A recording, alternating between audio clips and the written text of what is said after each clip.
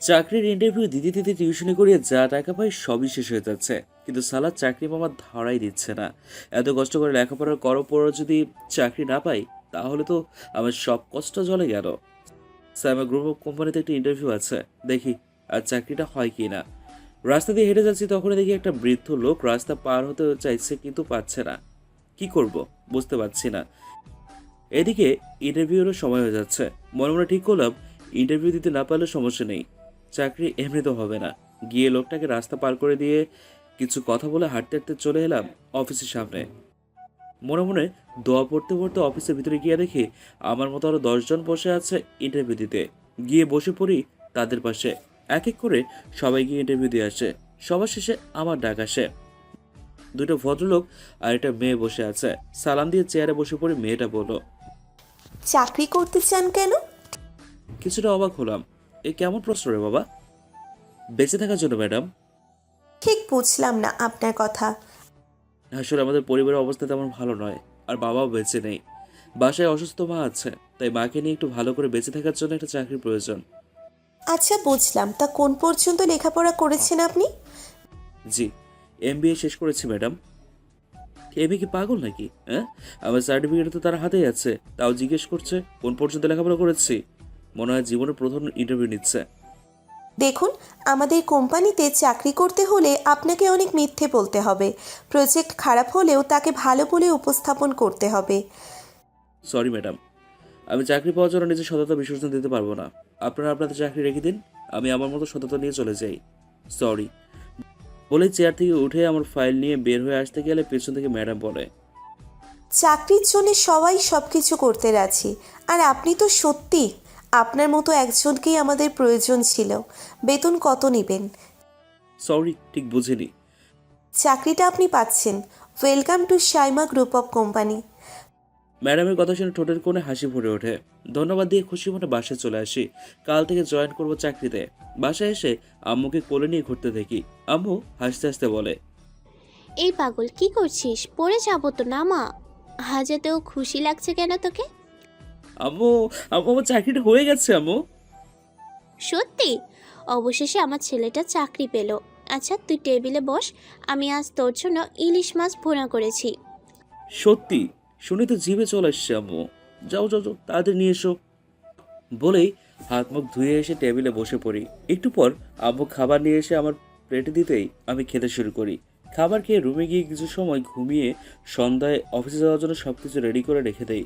কাল চাকরির প্রথম দিন, কিছুতেই কোনোভাবে লেট করা যাবে না। পরের দিন সকালে ঘুম থেকে উঠে ফ্রেশ হয়ে নাস্তা করে রেডি হয়ে চলে আসে অফিসে। অফিসে আসতেই ম্যানেজার আমাকে আমার ডেস্ক দেখিয়ে দিয়ে একটা ফাইল দিয়ে কি করতে হবে সেটা বুঝিয়ে দেয়। আমি ঠিক আছে বলে কাজ করতে শুরু করি।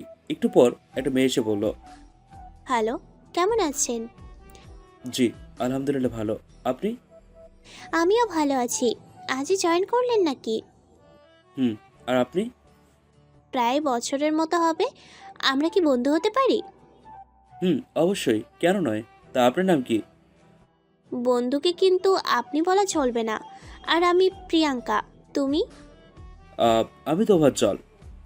এরপর আরও কিছু সময় প্রিয়াঙ্কার সাথে কথা বলি। পিয়ন চাচা এসে বলে ম্যাডাম নাকি আমাকে ডাকছে। আমি প্রিয়াঙ্কাকে বিদায় দিয়ে ম্যাডামের রুমের সামনে এসে দরজায় নক করে বলি, মে আই কামিং ম্যাম? এরপর ভিতরে যেতেই ম্যাডাম আমাকে বলল, প্রথম দিন এসেই মেয়েদের সাথে আড্ডা দিতে শুরু করেছেন মিস্টার তোফাজ্জল? কই না তো ম্যাম, আমি তো কাজ করছিলাম। আপনি কাজ করছিলেন না আড্ডা দিচ্ছিলেন সেটা আমি ভালো করেই জানি। আমার অফিসে কিন্তু ফাঁকিবাজি চলবে না, আর মেয়েদের থেকে দূরে থাকবেন। জি ম্যাম, মনে থাকবে। আর কিছু বলবেন ম্যাম? খুব তাড়া দেখছি আপনার। না, আসলে ম্যানেজার সাহেব একটা ফাইল দিয়েছে, আর কালকে নাকি ফাইলটা লাগবে, তাই আর কি। ঠিক আছে, যান, গিয়ে কাজ করুন, আর কোনো মেয়ের সাথে যেন কথা বলতে না দেখি। আমি ঠিক আছে বলে ম্যাডামের রুম থেকে বের হয়ে বুকে ফু দিয়ে মনে মনে বলি, বাপরে, প্রথম দিনে এত অর্ডার, আগে আগে যে কি হবে এক ফোঁটা আলোয় মালো। কাজ করতে করতে লাঞ্চের সময় হয়ে গেছে, কখন বুঝতেই পারিনি। প্রিয়াঙ্কা এসে বলল, কে মিস্টার, শুধু কি কাজই করবে নাকি খাবারও খেতে হবে? কটা বাজে এখন? 2টা 10 বাজে। লাঞ্চ টাইম শুরু হয়ে গেছে। এই অফিসের একটা রুলস আছে, 2:30টার পর কেউ বসে থাকতে পারবে না, কাজ করতে আসতে হবে। আমার তো 10 মিনিটে লাঞ্চ হয়ে যাবে। ঠিক আছে, আমার ডেস্কে চলো। আমি আজ বিরিয়ানি রান্না করে এনেছি, একসাথে দুজনে লাঞ্চ করব। আর না থাক, আমি ক্যান্টিন থেকে খেয়ে নেব, তুমি গিয়ে খেয়ে নাও। তুমি আমাকে মনে হয় এখনো বন্ধুই ভাবো না, তাই না তোফাজ্জল? হ্যাঁ, এমন তো নয়। তুমি তো শুধু তোমার একার জন্য খাবার এনেছো, এখন আমি যদি সেখান থেকে খাই তবে কি হবে তোমার? একদিন অল্প খেলে কিছু হবে না, চলো তো। আর কি করার, এক প্রকার জোর করে প্রিয়াঙ্কা আমাকে ওর সাথে নিয়ে যায়। এরপর দুজনে একসাথে লাঞ্চ শেষ করে আমি বলি, তুমি কিন্তু খুব ভালো রান্না করো, তোমার হাজবেন্ড তো অল্প দিনই মোটা হয়ে যাবে। তাই? সত্যি ভালো হয়েছে নাকি এমনিই বলছো? শোনো মিস, আমি মিথ্যে বলি না, বুঝলে? আচ্ছা এখন যাই, আর 3 মিনিট আছে লাঞ্চ টাইম শেষ হতে, আর thanks for the lunch. Priyanka একটা মিষ্টি হাসি দেয় আমার দিকে তাকিয়ে। আমি প্রিয়াঙ্কার ডেস্ক থেকে বের হতে দেখি ম্যাডাম সামনে দাঁড়িয়ে আছে, চোখ দুটো লাল হয়ে আছে। ম্যাডামের থ্রেটের কথা মনে হতেই ভয়ে গলা শুকিয়ে এলো। ভয়ে ভয়ে বলি, ম্যাডাম আপনি এখানে?" আপনি এখানে এতক্ষণ কি করছিলেন? "জি, লাঞ্চ করতে এসেছিলাম ম্যাডাম।" এটা কি ক্যান্টিন যে আপনি এখানে লাঞ্চ করতে এসেছেন? আজ সকালে আমি আপনাকে কি বলেছিলাম ভুলে গেছেন? না মানে, মনে আছে ম্যাডাম, আসলে প্রিয়াঙ্কা জোর করলো তো তো তাই না করতে পারিনি। যান, নিজের ডেস্কে গিয়ে কাজ করুন। আমাকে আর পাইকে এক দৌড়ে ডেস্কে চলে আসি, বুকে ফু দিয়ে চেয়ারে বসে কাজ করতে থাকি। কিছুক্ষণ পর প্রিয়ন চাচা এসে বলে ম্যাডাম ডাকছে। ল্যাপটপটা বন্ধ করে ম্যাডামের রুমে গিয়ে বলি, ম্যাম আমাকে ডেকেছেন? হুম, একটু পর রায় গ্রুপের সাথে একটা মিটিং আছে, আপনি আমার সাথে যাবেন। হাতে কোনো কাজ থাকলে শেষ করে নিন। আমি ম্যাম, আমি কি করব? আমার সাথে প্রেম করবেন। আজব লোক তো আপনি, মিটিংয়ে যা করে আপনি তাই করবেন। ম্যাডামের কথা শুনে একটু অবাকই হলাম। আসার পর থেকেই আমার উপর ওদিকে দেখাচ্ছে, কাহিনি কি? আমাকে চুপ করে থাকতে দেখে ম্যাডাম বলল, এত কি ভাবছেন, যান গিয়ে কাজ শেষ করে নিন। আমি ঠিক আছে বলে আমার ডেস্কে এসে বাকি কাজগুলো শেষ করে নিই। একটু পর ম্যাডাম এসে বলে, চলুন মিস্টার তোফাজ্জল, এখনই বের হতে হবে আমাদের, হাতে বেশি সময় নেই। আমি ঠিক আছে বলে ল্যাপটপ বন্ধ করে ম্যাডামের সাথে অফিস থেকে বের হতেই ম্যাডাম বলল, মিস্টার তোফাজ্জল, আপনি ড্রাইভ করতে পারেন? জি ম্যাডাম, এটা বন্ধু থেকে শিখেছিলাম। তাহলে আপনি ড্রাইভ করুন, আমার একটু টায়ার্ড লাগছে। আমি ঠিক আছে বলে ড্রাইভিং সিটে বসে পড়ি। ভেবেছিলাম হয়তো ম্যাডাম পিছনে বসবে, কিন্তু আমাকে অবাক করে দিয়ে আমার পাশেই বসে পড়ে। আমি ম্যাডামের থেকে লোকেশন জেনে নিয়ে ড্রাইভ করতে থাকি। একটু পর পৌঁছে যাই রায় গ্রুপের সামনে। সামনে গাড়ি থেকে নেমেই ম্যাডামের সাথে অফিসের ভিতরে যেতেই কয়েকজন লোক এসে ম্যাডামকে সালাম দেয়। ম্যাডাম সালামের জবাব দিয়ে পড়ে, আমার হাতে নষ্ট করার মতো সময় নেই মিস্টার রায়, মিটিং রুমে চলুন। এরপর সবাই মিটিং রুমে গিয়ে একজন একজন করে বলতে থাকে নতুন প্রজেক্টের সম্পর্কে। আমি চুপচাপ বসে আছি। ম্যাডাম বলে, ম্যাম রাগ করবেন না, ওনাদের কথা শুনে মনে হচ্ছে কোনো একটা বস্তি ভেঙে এই প্রজেক্টটা সেখানেই করা হবে। এতে হয়তো আপনাদের লাভ হবে অনেক, কিন্তু গরিব অসহায় মানুষগুলো কোথায় যাবে সেটা একবার ভেবে দেখুন তো। আমার কথা শুনে রায় গ্রুপের এমডি বলে তারা ওই বস্তির লোকগুলোকে কিছু টাকা দিয়ে দেবে। এটা শুনে আমার খুব রাগ হচ্ছে। রাগকে কন্ট্রোল করে বলি, মিস্টার রয়, আপনি কত টাকা দেবেন? হ্যাঁ, 10,000, 50,000? ওই বস্তিতে কম করে হলেও 30 থেকে 40টা ঘর আছে। একটা ঘরে যদি 3জন করে লোক থাকে, এই টাকা দিয়ে কি হবে তাদের? হ্যাঁ, আপনার বিজনেসম্যান, সবসময় আপনাদের লাভটা দেখেন, একটা ভুল নয়। বাট আপনাদের লাভ খুঁজতে গিয়ে অন্য কারো ক্ষতি করা, এটা কখনো একজন সৎ আর ভালো বিজনেসম্যানের কাজ নয়। সরি ম্যাম, যদি ভুল কিছু বলে থাকি মাফ করবেন। এরপর আপনাদের যা ভালো মনে হয় করতে পারেন। বলেই তোফাজ্জল বের হয়ে যায় মিটিং রুম থেকে। তোফাজ্জলের চিন্তা ভাবনা দেখে আমার মনে ওর জন্য রেসপেক্ট আরও বেড়ে গেছে। আমি মিস্টার রায়কে বলি, এই প্রজেক্টটা হবে না মিস্টার রায়, অন্য কোথাও দেখুন, যেখানে কারো কোনো ক্ষতি হবে না। মিটিং ওভার নাও। আমি মিটিং রুম থেকে বের হয়ে গাড়িতে বসে আছি আর ভাবছি, এরা কেমন লোক? হ্যাঁ, নিজেদের স্বার্থের জন্য গরিব মানুষগুলোর আশ্রয় কেড়ে নিতে চায়। বড় লোকরা বুঝি এমনই হয়? হ্যাঁ, আরও অনেক কথা ভাবছি, তখনই গাড়ির দরজা খুলে ম্যাডাম বসে বলল। চলুন মিস্টার তোফাজ্জল, যাওয়া যাক। আমি কিছু না বলে চুপচাপ ড্রাইভ করতে থাকি। আমাকে চুপ করে থাকতে দেখে ম্যাডাম বলল, কি হলো, এমন চুপচাপ আছেন কেন? কি হয়েছে? তেমন কিছু নয় ম্যাম, আর সরি ম্যাম, আমার জন্য আপনাকে সবার কাছে অপমানিত হতে হলো। আপনার জন্য আজ আমার সম্মান আরও বেড়ে গেছে মিস্টার তোফাজ্জল। সবাই আপনার চিন্তাভাবনা দেখে মুগ্ধ। সবাই এই প্রজেক্টটা ওখানে করবে না বলেছে। আপনার মনটা সত্যি অনেক ভালো। যে আপনার বউ হবে সে খুব লাকি হবে। আমি কেমন তা তো জানি না ম্যাডাম, তবে গরিবের কষ্ট কেমন হয় তা আমি জানি। আমি নিজেও তাদের মতোই। আমাদের গাড়ি বাড়ি চাওয়া নেই, শুধু একটু ভালো করে বাজার ইচ্ছে ম্যাম। কোন নদীর দিকে চলুন। এই অফিসে মিটিং নিয়ে থাকতে থাকতে মাথা হ্যাং হয়ে আছে। একটু মাইন্ড ফ্রেশ করতে হবে। আমি ম্যাডামের কথা মতো একটা নদীর পাড়ে এসে গাড়ি পার্ক করি। ম্যাডাম গাড়ি থেকে নেমে নদীর পাড়ে গিয়ে দুহাত ছাড়িয়ে চোখ বন্ধ করে দাঁড়িয়ে আছে। আমি গাড়ির সাথে হেলান দিয়ে হাত ভাঁজ করে ম্যাডামের দিকে তাকিয়ে আছে। কিছুক্ষণ পর ম্যাডাম বলল, ওখানে দাঁড়িয়ে আছেন কেন? এখানে আসুন। আমি এখানে ঠিক আছি ম্যাম।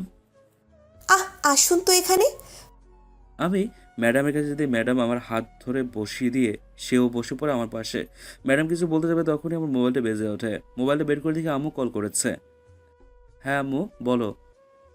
বাবা কোথায়? তুই সন্ধ্যা হয়ে গেছে, এখনো বাসায় আসলি না কেন? আমার চিন্তা হচ্ছে তো।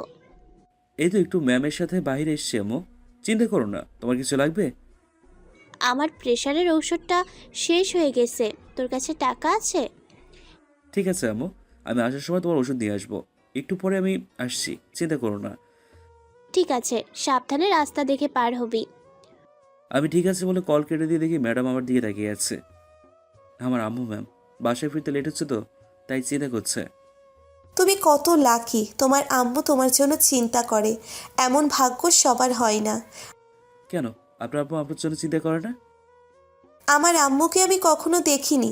আর আব্বু সবসময় নিজেকে নিয়েই ব্যস্ত। বলেই ম্যাডাম কান্না করে দেয়। আমার মনটা খারাপ হয়ে যায় ম্যাডামের কথা শুনে। অফিসের আগে ম্যাডামকে কান্না করতে দেখে কিছুটা অবাকই হলাম। এত কষ্ট মনে রেখে কি সুন্দর করে সবার সাথে হাসি মুখে কথা বলে। হুট করে ম্যাডাম কান্না করতে করতে আমাকে জড়িয়ে ধরে। আমার শরীরটা মুহূর্তেই শীতল হয়ে যায়। মনে হচ্ছে কেউ যেন বরফ এনে আমার উপরে ঢেলে দিয়েছে। ম্যাডাম কান্না করতে করতে বলে, আমি কখনো কারো ভালোবাসা পাইনি। আব্বু ছোট থেকে কোনো কিছুর অভাব রাখেনি। চাওয়ার আগেই হাতের কাছে এনে দিয়েছে। কিন্তু একটু ভালোবাসার জন্য চাতক পাখির মতো আব্বুর দিকে তাকিয়ে থাকতাম। আব্বু কখনো সেটা বুঝতেই চাইতো না। কেমনে হয় তোফাজ্জল, বলতে পারো? আমি কি বলবো বুঝতে পারছি না। শরীর যেন অবশ হয়ে আসছে। এর আগে কখনো কোনো মেয়ের আদরের কাছে আমি চাইনি। ম্যাডামের গরম নিঃশ্বাস আমার বুকে পড়ছে। হঠাৎ করেই মুষলধারে বৃষ্টি শুরু হয়। ম্যাম গাড়িতে চলুন, বৃষ্টি শুরু হয়ে গেছে, পরে অসুস্থ হয়ে যেমন বৃষ্টিতে ভিজলে। ম্যাডাম আমাকে ছেড়ে দিয়ে বলল, কিছু হবে না। আজ বৃষ্টিতে ভিজবো, তুমি ভিজবে আমার সাথে, প্লিজ। ম্যাডামের মায়াবী চাহনি আর আমার অনুরোধ আমি ফেলতে পারিনি। ঠিক আছে বলে দুজনে দাঁড়িয়ে বৃষ্টিতে ভিজতে থাকি। ম্যাডাম চোখ বন্ধ করে দুহাত দুই দিকে ছড়িয়ে দিয়ে চোখ বন্ধ করে বৃষ্টির প্রতিটি ফোঁটার স্পর্শ অনুভব করছে। সাদা ড্রেস পরাতে বৃষ্টির পানিতে ম্যাডামের শরীরে বেশ কিছু অংশ ভেসে উঠছে। আশেপাশে তাকিয়ে দেখি কিছু লোক ম্যাডামের দিকেই লালসা দৃষ্টিতে তাকিয়ে আছে। তাই ব্লেজারটা খুলে ম্যাডামকে বলি, ম্যাম এটা পরে নিন। সবাই আপনার দিকে কেমন করে যেন তাকিয়ে আছে। ম্যাডাম নিজের দিকে তাকিয়ে লজ্জা পেয়ে মাথা নামিয়ে শান্ত কণ্ঠে বলল, তুমি পরিয়ে দাও। আমি কিছু না ভেবে ম্যাডামকে ব্লেজার পরিয়ে দেই। ম্যাডাম আমার দিকে তাকিয়ে মুচকি হেসে আরও বেশ কিছু সময় বৃষ্টিতে ভিজে দুজনে এসে গাড়িতে উঠে আমি ড্রাইভ করে একটা ওষুধের ফার্মেসিতে এসে আম্মুর প্রেশার ওষুধ নিয়ে ম্যাডামকে বলি, আমি আপনাকে বাসায় পৌঁছে দিয়ে তারপর আমি বাসায় যাবো ম্যাডাম। আমাকে আজ তোমার বাসায় নিয়ে যাবে তোফাজ্জল? আমার বাসায় আপনি এক সেকেন্ডও থাকতে পারবেন না ম্যাম। আপনাদের মতো এত বড় বাসা আমাদের নয়, ছোট্ট একটা ঘর আমাদের। সেখানে মা আছে তো। আমি তোমার মায়ের সাথে দেখা করব। প্লিজ আমাকে নিয়ে চলো তোমার বাসায়। আমি ঠিক আছে বলে গাড়ি ড্রাইভ করতে থাকি। একটু পর বাসার সামনে এসে গাড়ি থামিয়ে ম্যাডামকে নিয়ে গাড়ি থেকে নেমে বাসার ভিতরে গিয়ে দরজা নক করতে আম্মু এসে দরজা খুলে দেয়। আমার সাথে ম্যাডামকে দেখে বলে, উনি কে তোফাজ্জল? আমার অফিসের ম্যাম আম্মু, তোমাকে দেখতে চেয়েছে তাই নিয়ে আসলাম। আগে তোমার একটা শাড়ি ম্যামকে দাও, বৃষ্টিতে ভিজেছে, এই অবস্থা থাকলে ঠান্ডা লেগে যাবে। আচ্ছা তুই রুমে গিয়ে চেঞ্জ করে নে। আর ম্যাডাম, আপনি আসুন আমার সাথে। আমি আপনার মেয়ের মতো আন্টি। আমাকে নাম ধরে ডাকলে খুশি হব। আচ্ছা তাই হবে, এখন এসে চেঞ্জ করে নাও। এরপর আমি আম্মুকে ওষুধ দিয়ে রুমে চলে যাই আর ম্যাডামকে নিয়ে আম্মুর রুমে চলে যায়। একটু পর চেঞ্জ করে ড্রয়িং রুমে এসে বসে আছি। আম্মু এসে আমাকে বলল, মেয়েটা খুব সুন্দর, তোর সাথে কিছু আছে নাকি? আমার সাথে কি থাকবে আম্মু? না মানে, তুই ভালোবাসিস নাকি? আমার খুব পছন্দ হয়েছে।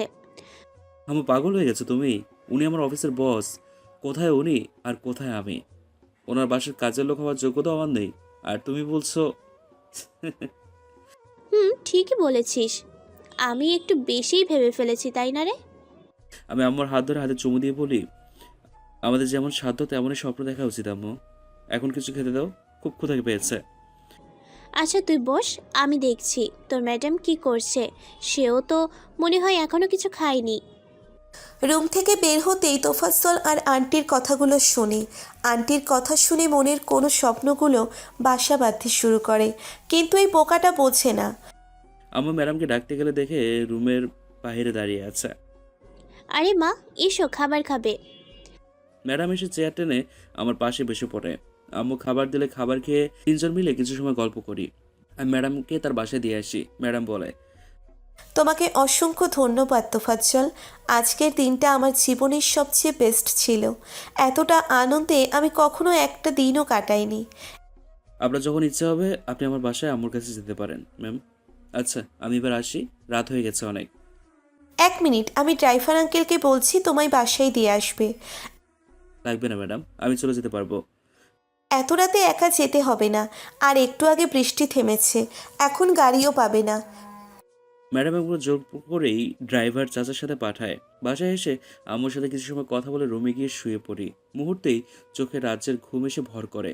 পরের দিন সকালে ঘুম থেকে উঠে ফ্রেশ করে নাস্তা করে আম্মুর কপালে চুমু দিয়ে চলে আসে অফিসে। মাত্র ডেস্কে বসতে যাব তখনই প্রিয়াঙ্কা এসে বলল, কাল কোথায় চলে গেলে, দেখলাম না তোমায়।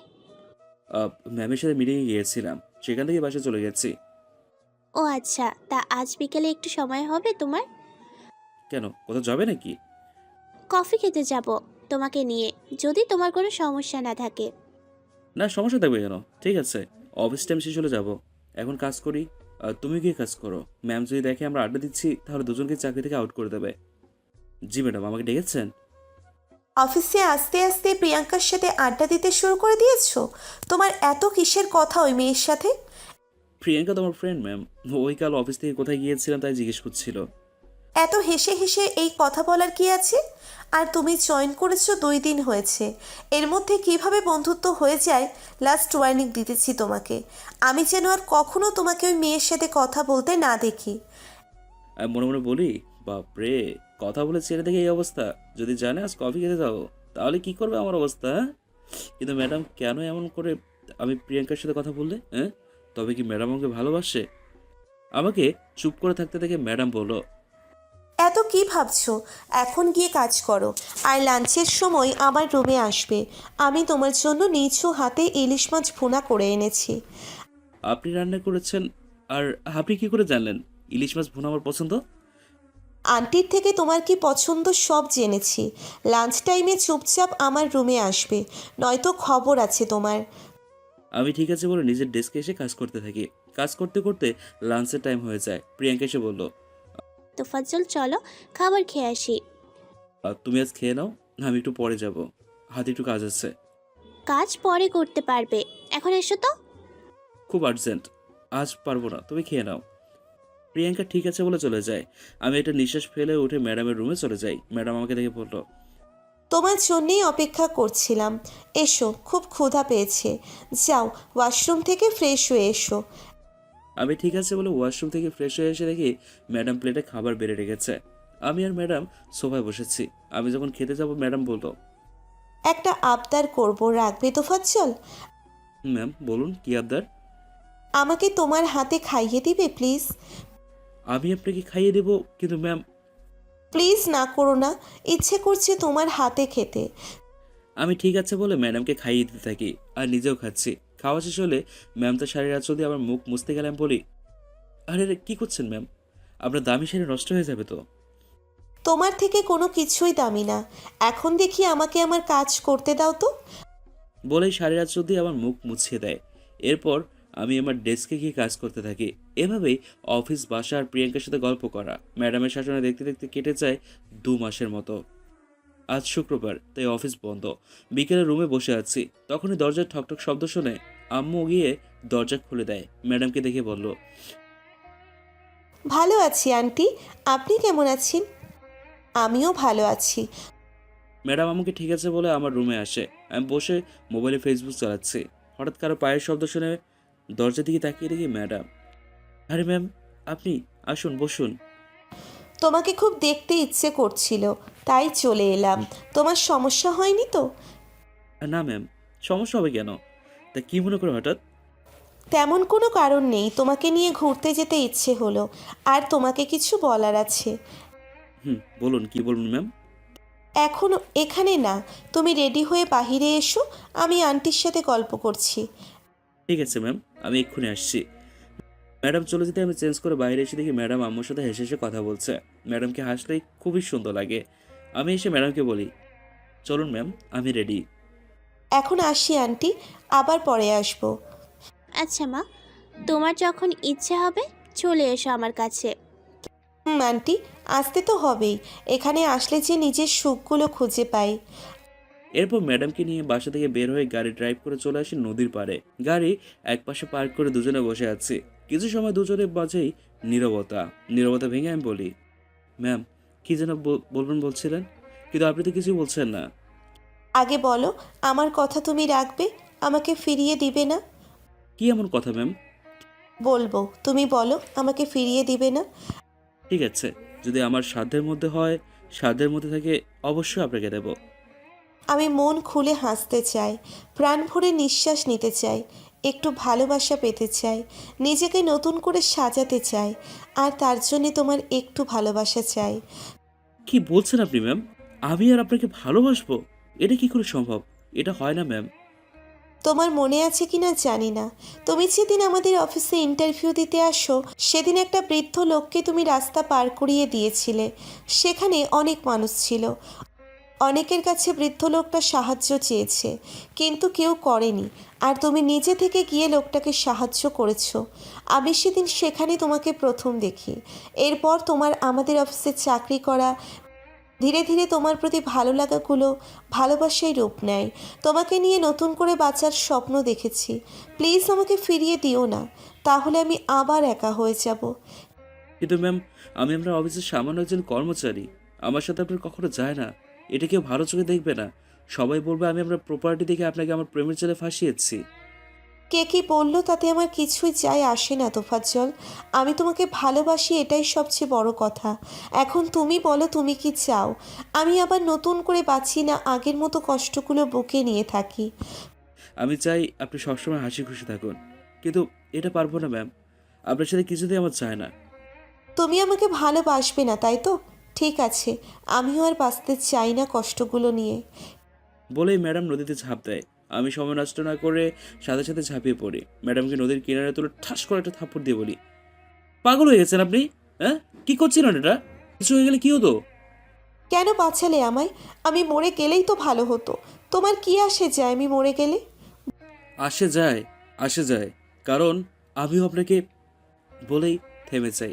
ম্যাডাম আমার দুগালে হাত রেখে বলল, বলো, কারণ তুমিও আমাকে কি? বলো না তোফাজ্জল। কারণ আমিও তোমাকে ভালোবাসি সাইমা। আমিও কখন কিভাবে তোমাকে ভালোবেসে ফেলেছি আমি নিজেও জানি না। সাইমা আমাকে শক্ত করে জড়িয়ে ধরে কান্না করে দেয়।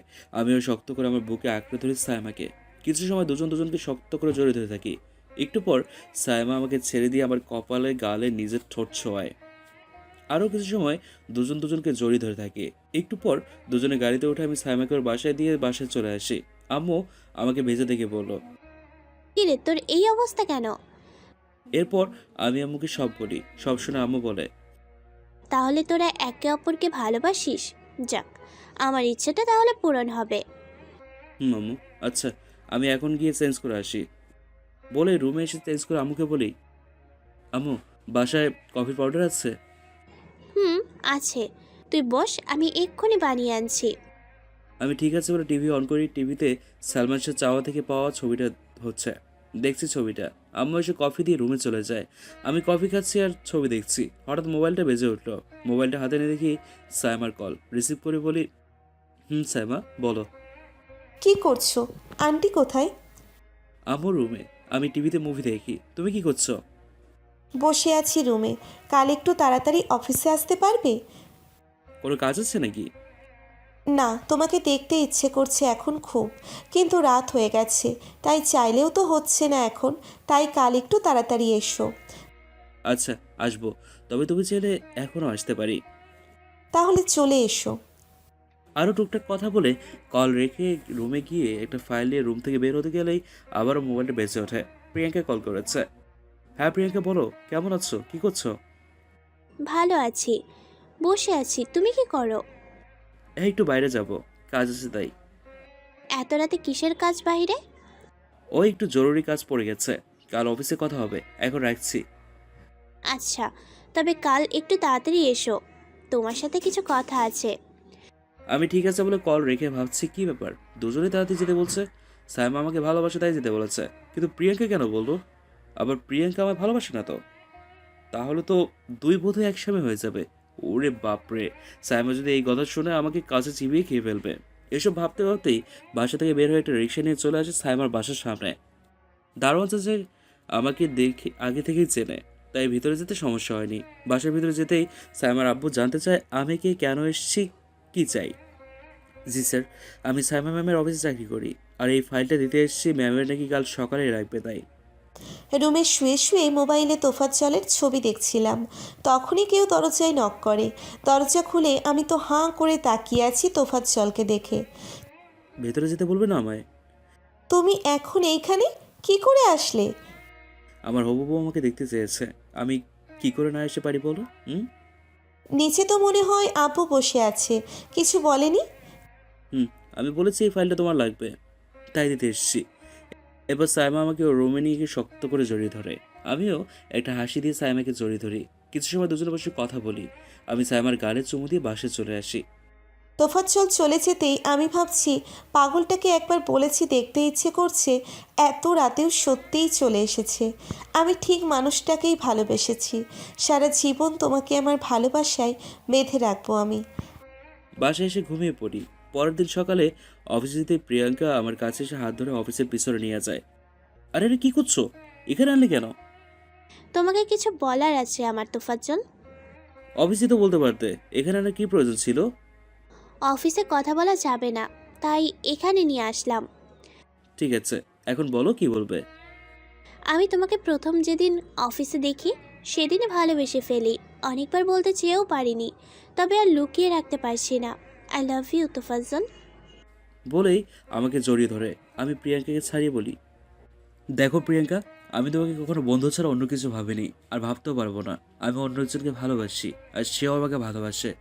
আমি বন্ধু হয়ে তোমার পাশে সবসময় থাকবো, কিন্তু আমি তোমাকে ভালোবাসতে পারবো না। প্লিজ আমাকে এ নিয়ে আর কিছু বলো না। সেই লাকি মেয়েটা কে জানতে পারি? সময় হলে জানতে পারবে, এখন বলতে পারবো না। বলেই আমি সেখান থেকে চলে আসি। অফিসের ভিতরে আসতে সাইমা আমার হাত ধরে টেনে ওর রুমে নিয়ে গিয়ে দরজা বন্ধ করে আমাকে শক্ত করে জড়িয়ে ধরে বলল, আই লাভ ইউ। আমি আজ আরও বেশি বুঝতে পেরেছি তুমি আমাকে কতটা ভালোবাসো। আরে কি বলছো, সব মাথার উপর দিয়ে যাচ্ছে তো, বুঝিয়ে বলো।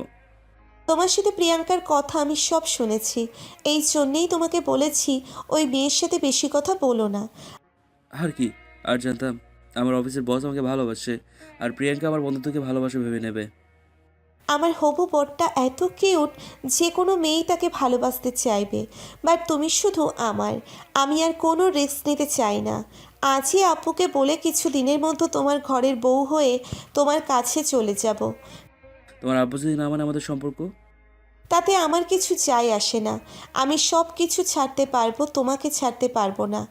আমার আধার শেষে নতুন সকালে আলো তুমি, আমার কষ্টের পরে সুখের পরশ তুমি, আমার নতুন করে বাঁচার আশা তুমি।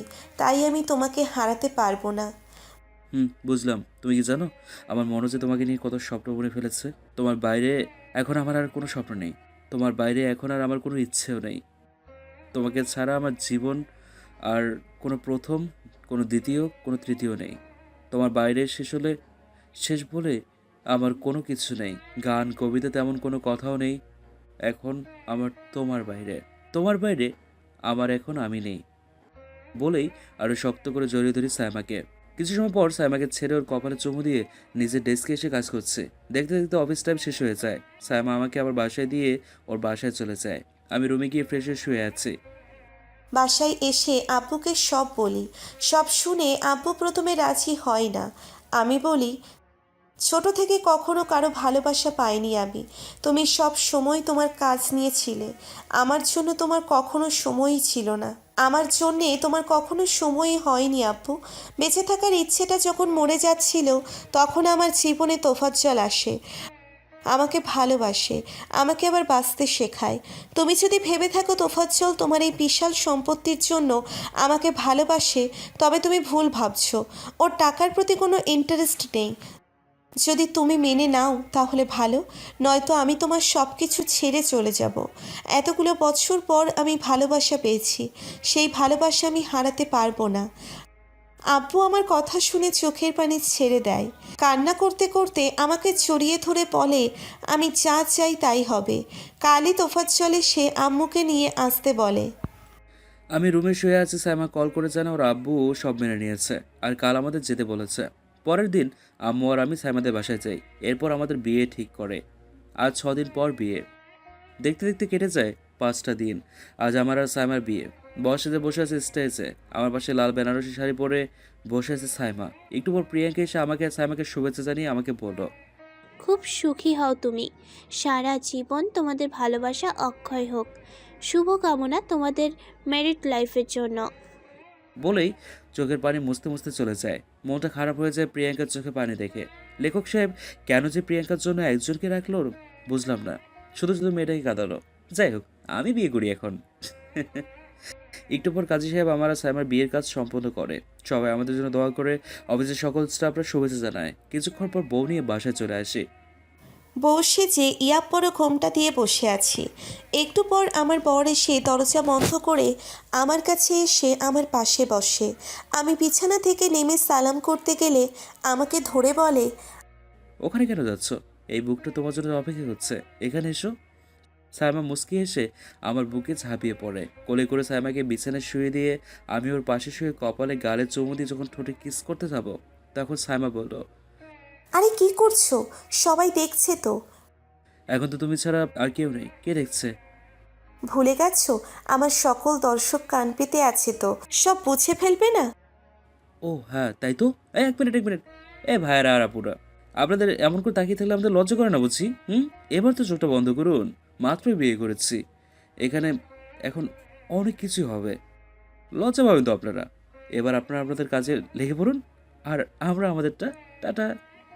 বলেই সায়মাকে নিয়ে ডুবে যাই ভালোবাসার জোয়ারে। লেখক এই প্রথম অফিসের বস যখন নতুন বউ বলেছে। যদি ভুল হয় সবাই ক্ষমা দৃষ্টি দেখবেন। আজকের মতো এখানে বিদায় নিচ্ছি। ভালো থাকুন সবাই। আল্লাহ হাফেজ।